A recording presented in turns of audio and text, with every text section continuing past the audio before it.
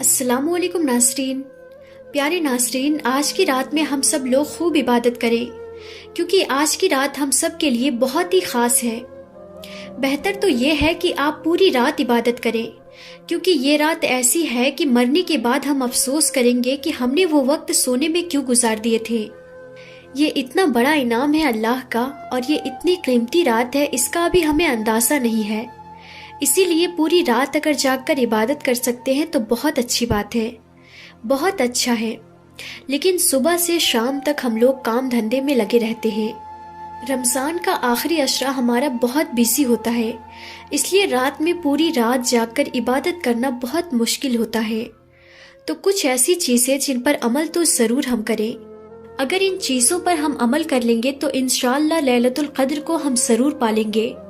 آئیے میں آپ کو بتاتی ہوں کہ شب قدر کو پانے کا، شب قدر کو حاصل کرنے کا آسان نسخہ کیا ہے۔ پہلی چیز کہ فجر کی نماز اور عشاء کی نماز جماعت کے ساتھ ضرور پڑھیں، اور عشاء کی نماز جماعت کے ساتھ پڑھنے کے بعد تراویح ضرور پڑھیں۔ ہم لوگ یہ سمجھتے ہیں کہ قرآن مجید مکمل ہو گیا، اب تراویح کی چھٹی ہو گئی، مسجدیں خالی ہو جاتی ہیں، کوئی تراویح پڑھنے نہیں جاتا۔ یہ غلط بات ہے۔ عشاء کی نماز جماعت کے ساتھ پڑھیں اور تراویح بھی پڑھیں، اور فجر کی نماز جماعت کے ساتھ پڑھیں۔ سحری کر کے آپ سو گئے، یہ غلط طریقہ ہے، کیونکہ اللہ کے نبی صلی اللہ تعالی علیہ وسلم کا مبارک ارشاد ہے کہ جو شخص عشاء کی نماز جماعت کے ساتھ پڑھتا ہے اور فجر کی نماز جماعت کے ساتھ پڑھتا ہے تو اس کو اللہ تعالیٰ پوری رات عبادت کرنے کا ثواب عطا فرماتا ہے۔ اسی لیے عشاء کی نماز پہلا عمل، عشاء کی نماز اور تراویح آپ کو پڑھنی ہے، اور فجر کی نماز آپ کو جماعت کے ساتھ پڑھنی ہے۔ دوسرا کام ایک دعا ہے لیلۃ القدر کی، خاص طور پر اللہ کے نبی صلی اللہ تعالی علیہ وسلم نے وہ دعا سکھائی، وہ دعا ضرور مانگیے گا۔ اس دعا کا خوب اہتمام کریں۔ یہ دعا خاص طور پر رسول اللہ صلی اللہ تعالی علیہ وسلم نے لیلۃ القدر کے لیے امت کو سکھائی، اسی لیے اس دعا کو خوب مانگے اللہ سے۔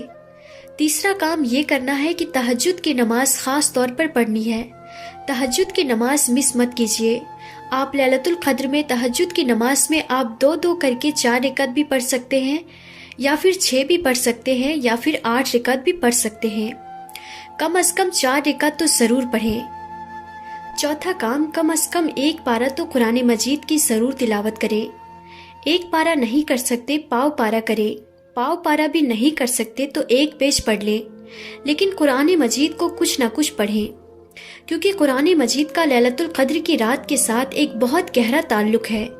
تو چوتھا کام، کچھ نہ کچھ قرآن مجید کی تلاوت کیجیے۔ اور پانچواں کام کہ اللہ تعالیٰ سے خوب رو رو کر دعا کرنا۔ دعا کے لیے ضرور وقت نکالیے۔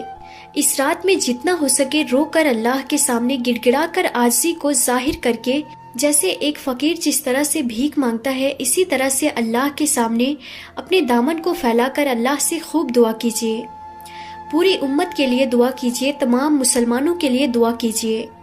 تو یہ 5 کام ہیں۔ اگر آپ شب قدر میں ان 5 کاموں کو کر لینا، چاہے تھوڑا کر لیں، بہت نیند آ رہی ہے، سستی آ رہی ہے، تھکان ہو رہی ہے، لیکن پھر بھی ہمت کر کے یہ 5 کام بھی اگر کوئی مسلمان، کوئی خاتون، کوئی مرد لیلۃ القدر کی رات میں کر لے تو انشاءاللہ اسے لیلۃ القدر ضرور حاصل ہو جائے گی۔